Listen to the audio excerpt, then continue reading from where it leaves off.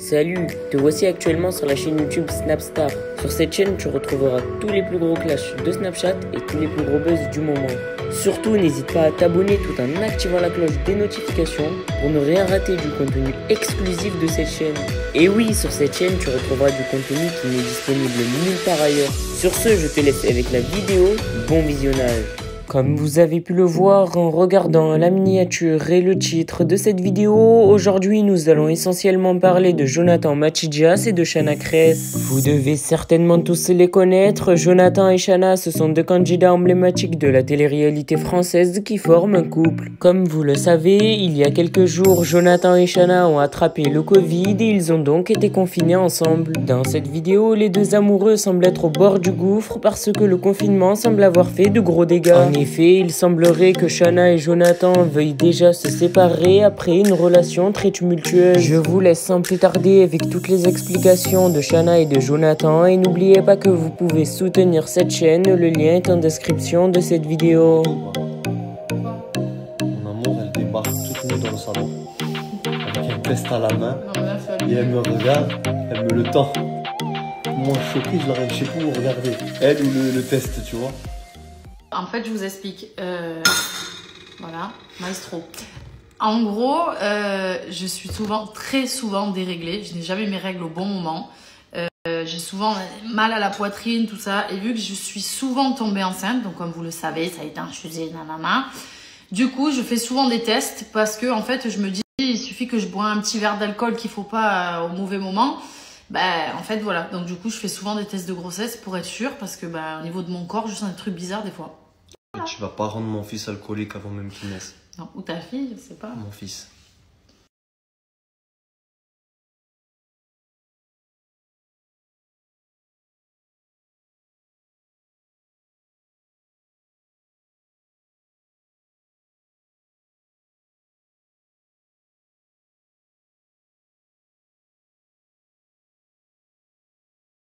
Petit moment confidence.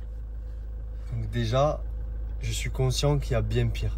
Il y a toujours pire de toute façon, mais c'est pas pour autant qu'on peut minimiser ce qu'on ressent, tu vois. Et pour être très franc, on l'a pas trop vu venir avec madame. Mais c'est vrai que ce début d'année, il nous a mis une claque au moral. Que ça joue beaucoup sur nos humeurs. Et donc forcément sur notre relation. Que c'est pas très agréable, mais qu'il faut l'accepter pour s'en sortir. Parce que on a eu un début d'année où j'ai été malade. Donc on n'a pas pu fêter nos anniversaires. On n'a pas pu fêter dignement son premier son en France. Alors que ça a été des mois acharnés de travail. Il y a eu le confinement dû au Covid. Donc tu es H24 avec la personne. Tu fais les mêmes choses. Tu vois personne. Donc tu te sens étouffé. Tu as une pointe là. Tu sais pas ce que c'est. Tu l'aimes la personne en face. Plus que tout. Hein. Sauf que tu as l'impression que t'as plus de vie sociale. Tu as l'impression que ta vie, c'est tout le temps la même chose. Et c'est là où on a compris qu'on a besoin de bouger, on a besoin de rencontrer des personnes, d'avoir d'autres choses à dire, à écouter, à voir. C'est important, de ouf, pour l'équilibre d'une personne et pour l'équilibre d'un couple. Donc, on prévoit de partir à Nice, à Paris, à l'étranger. On va voir des gens, on va faire d'autres choses, chacun aussi de son côté. Moi, je reprends le sport. Ça joue beaucoup aussi sur mon moral. Je vous mens pas, je suis à longueur de temps en train de lui dire « Tu regardes qui Tu m'aimes plus. Je vois ta manière de venir vers moi, c'est plus pareil. Je suis nul, on dirait que je deviens parano. Pourquoi? Parce que je me suis pas coupé les cheveux ni la barbe depuis un mois, que je ressemble à un putain d'ours polaire. Regarde ma gueule, s'il te plaît. C'est quoi ça? Forcément, je perds confiance en moi, tu vois. J'ai plus fait du sport depuis un mois, j'ai maigri. Donc, je retranscris ça sur ma femme. Mais c'est nul de faire ça, tu vois. Et je m'en rends compte. Donc, je vais me reprendre en main, moi. Ne plus avoir à douter de moi et par conséquent, ne plus avoir à douter d'elle. C'est tout simple, en fait. Et ceux qui pensent que être en couple et être amoureux, c'est un long fleuve tranquille, voilà la preuve que non. Et pourtant, je donnerai ma vie pour ma femme. Je me jette sous une voiture pour sauver sa vie. Je fais tout, je meurs pour elle. C'est ça, c'est la vérité, c'est ancré en moi. Je peux pas y échapper. Et ça sera comme ça pour toujours. Sauf que, il y a des périodes dans un couple où tu traverses des moments où il faut te battre. Il faut te reprendre en main. Ne pas tomber dans la lassitude. Parfois qui est provoquée par des putains de périodes. Et là, c'est le Covid.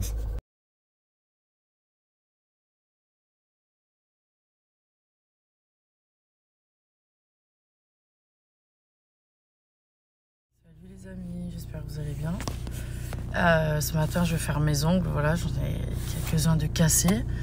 Ça va me faire du bien un peu de voir des gens et de sortir de chez moi, parce que je vous cache pas que le rythme qu'on a pris là, à cause de tout ce qui se passe, bah, ça joue beaucoup sur le moral, bien évidemment, on est des êtres humains. Hein.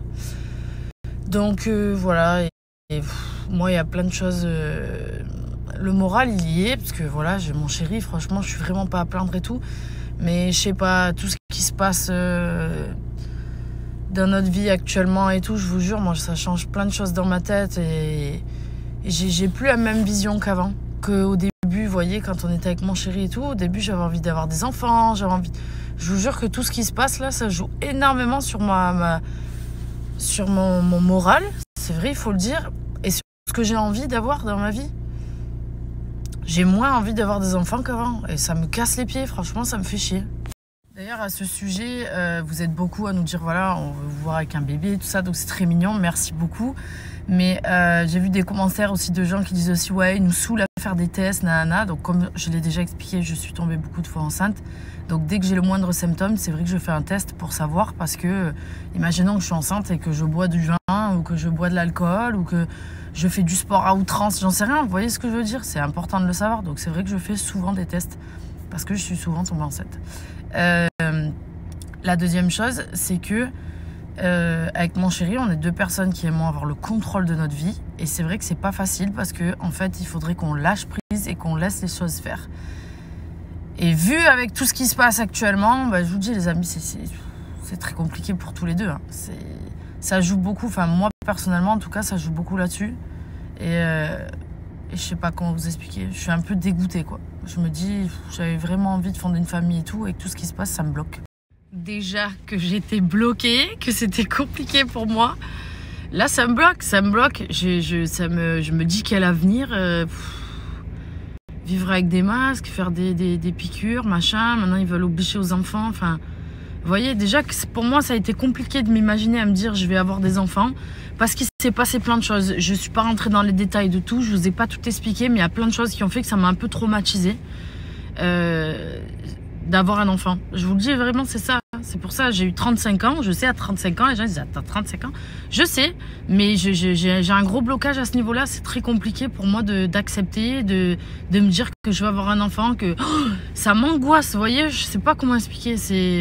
Et quand je vois en plus tout ce qui se passe, c'est très... Voilà, il faudrait que ça arrive, en fait, pour que ça arrive à ce moment-là. Mais je continue à prendre la pilule, et voilà, et on fait attention et tout, parce que... Donc voilà, peut-être qu'un jour ça se débloquera, mais je vous assure, franchement, ça me fait pas plaisir tout ça. Bon, attention, quand je dis j'étais bloquée, quand j'ai rencontré mon chéri, ça m'a quand même débloqué un petit peu en me disant ça y est, j'ai rencontré la bonne personne. Mais les amis, je vous assure, quand je vois toutes ces personnes avec des enfants et tout, il y a un côté de moi où je me dis c'est trop mignon, quand on voit la petite nièce à mon chéri, quand je vois mon neveu, ma nièce, c'est mignon, j'ai un côté de moi où j'ai envie, mais j'ai un autre côté, j'arrive pas à expliquer, genre j'ai un vrai blocage. J'ai un vrai blocage, alors que je sais que je veux fonder une famille avec mon chéri. Mais c'est, voilà. Donc oui, je fais des tests, oui, mais c'est pas facile, hein. On vous montre une facette de notre vie, mais il y a des choses que, voilà, on vous raconte pas, on vous met pas tout non plus sur les réseaux. Donc voilà, après c'est normal que vous portez un jugement, il y en a certains, parce que justement, on vous montre que certaines choses. Après voilà, c'est compliqué, hein, c'est compliqué. Écoutez, on verra ce que le temps nous réserve. Dès que j'ouvre les yeux, ma tête, au lieu de me laisser tranquille, je pense à tous les petits problèmes que j'ai dans ma vie, tous les trucs genre qui me stressent, qui m'angoissent au quotidien. Dès que j'ouvre les yeux, direct, je pense à des trucs, envoyer l'email à lui, faire ça, contacter l'avocat pour ça. Vous avez pas un truc pour ça? J'aimerais juste me réveiller tranquille et ensuite commencer à penser à des choses que je dois faire ou que... C'est horrible, vraiment. Genre, et c'est tous les matins comme ça me rend ouf. Bon, en tout cas, je vous montre. Voilà, je l'ai pas du tout fini. Lui, il ressemble à un gremlin. Il faut vraiment que je le refasse. Là, je fais juste le croquis et ensuite, je vais tout retracer, mettre les couleurs, etc. Et j'écrirai ici pour la personne qui a gagné et je lui enverrai. Voilà, le petit Stitch. Ce matin, on est au labo, on fait des analyses pour faire un check-up de tout, pour savoir si tout va bien. Moi, j'ai très mal au rein. Merci à toi d'avoir visionné cette vidéo et surtout n'hésite pas à liker la vidéo et à nous donner ton avis dans l'espace commentaire. Sur ce, on se retrouve dans une prochaine vidéo. Peace.